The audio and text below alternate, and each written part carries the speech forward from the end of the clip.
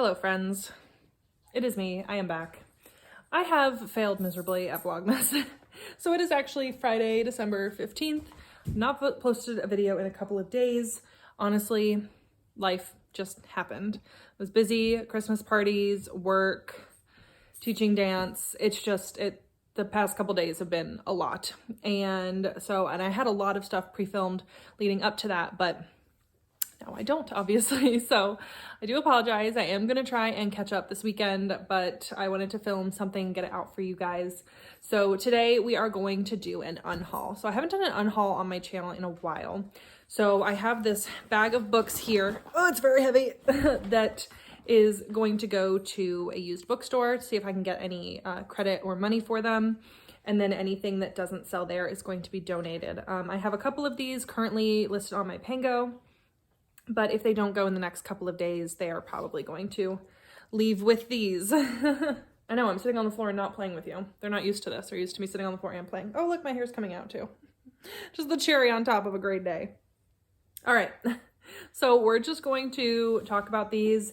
And a lot of these I actually ended up DNFing. So if you didn't know, this has been the year of DNFs for me. I have DNF'd so many books, and I do have that video on the list for you all as well, to talk about some of the books that I DNF'd this year and kind of recap some of those. But, you know, I've just decided that life is too short to read books that I'm not interested in. And so if I'm not feeling it by like page 100, I'm out. And some of these I DNF'd even sooner than that. So first we have The Fields by Erin Young. And I got this at the book exchange when I was visiting my friend Gwen and the rest of the Fab Five in Virginia Beach this year. But I DNF'd this pretty quick. I tried a couple of chapters, but I don't think I even made it. Let's see. Oh, I think I still have it in here.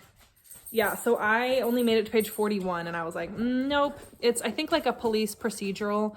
The synopsis sounds really interesting, but I couldn't get down with it.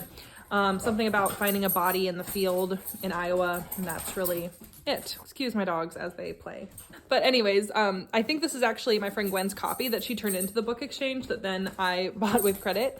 But so she and I both weren't really feeling this, and I really like the cover, and it's still in like really good condition, so I'm sure somebody will love to get their hands on this. Next, we have The Bookwoman of Troublesome Creek by Kim Michelle Richardson, and I tried to read this for Historathon in November, and I just couldn't do it. It's about a woman who lives in Kentucky, and she is part of the Kentucky like Blue people, which I didn't really know a whole lot about before this. And it's about the Kentucky Pack Horse Library Service. So she basically goes around and takes a library to people who live like in the mountains and aren't able to get to it. But I just couldn't get down with like all of the slang. Like I understand wanting to use some of the language that they would have used, but it was just way too much. I tried listening to the audio version, I tried reading it, and it was just too much. And I was having to think too hard about what they were trying to say. It was just very strange writing, and I couldn't do it. Okay, this one hurts. This is Coal River by Ellen Marie Wiseman. We all know The Lost Girls of Willowbrook is like one of my favorite books of all time. I also really loved The Orphan Collector and The Life She Was Given. So like this author has been a hit for me multiple times. This one just really wasn't. I've read books about the coal mining industry that were better, and it was just too dreary to be able to get through, and there didn't seem to be any redeeming qualities coming. So this one's not for me, but I still love Ellen Marie Wiseman, and I am going to continue to read her back list as well. So next, this one was also a pretty quick DNF, and it was The Sanatorium by Sarah Pierce. I was trying to read this for my Reading Asylums vlog part 2, and it was a Reese's Book Club pick, so I should have known. I have never loved a Reese's Book Club pick, and I've actually really disliked a lot of them.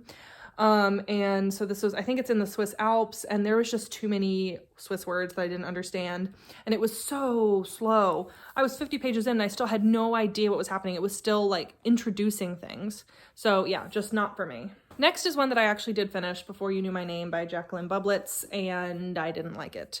It was silly. It's about two girls in New York, and one of them is dead, but you're like seeing it from her perspective. She's like telling you the story about how she died, and I didn't really care about what was happening. Beautiful cover though, like honestly, gorgeous cover. So I'm sure somebody will love to have this copy. Okay, next we have The Stranger Upstairs by Lisa M. Matlin, and it had a good twist. This is a twist that you're either going to vibe with or you're not, and I really did, but it was still just a 3-star read for me.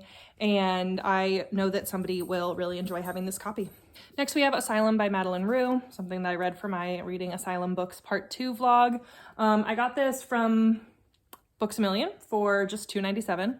And it was a 3-star read. It was fine, but it's still in mint condition, and so I thought somebody would, again, love to have it. And I need to get the bookmark out of here. I still have a bookmark in here. Next we have Blood Sisters by Jane Corey, and this copy has seen better days. It was kind of beat up when I got it. I think I read this for the back to school readathon, but ready for somebody else to enjoy it. Next we have The Silent Sister by Diane Chamberlain. Again, I've loved Diane Chamberlain. I have a couple of 5-star reads from her, but this was just not it. It's a good copy, so I'm sure somebody will love to have it.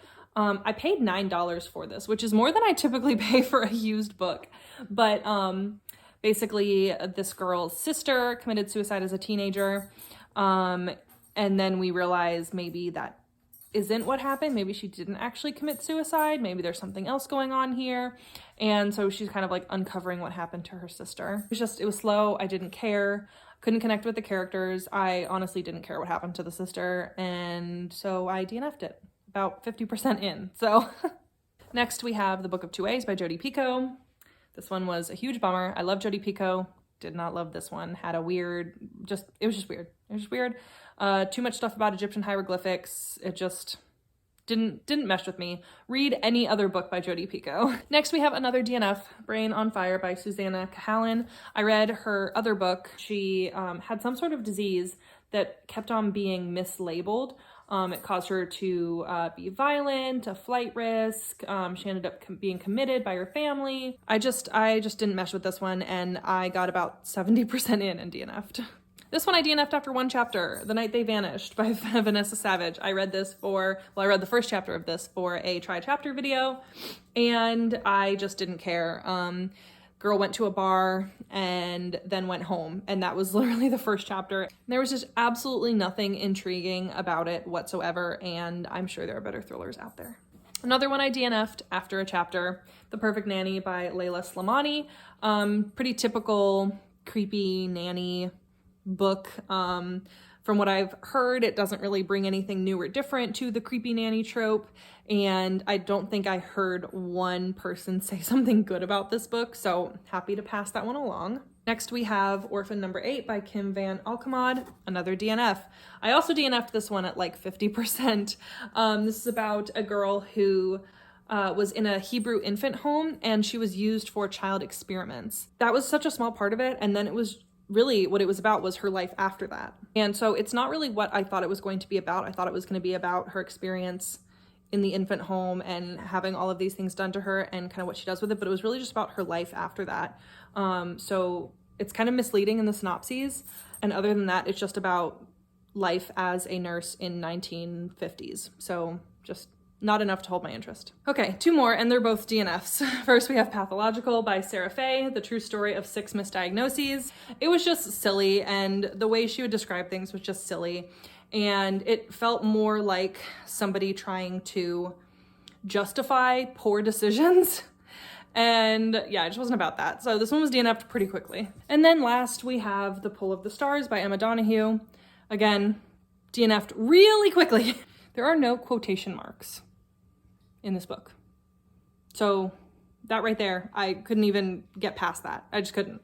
Okay, those are the books that are leaving my house, leaving my life, and I don't feel bad about it. Okay, thanks for bearing with me. I will catch up on Vlogmas, I promise. And I'm trying not to beat myself up about it, but we're gonna get through it together. We're gonna get 24 videos out. It's gonna happen. It might take 2 months, but we're gonna get these 24 videos out. Thank you so much for watching. Please hit that subscribe button so you don't miss any time I upload, and I will see you in my next video. Bye.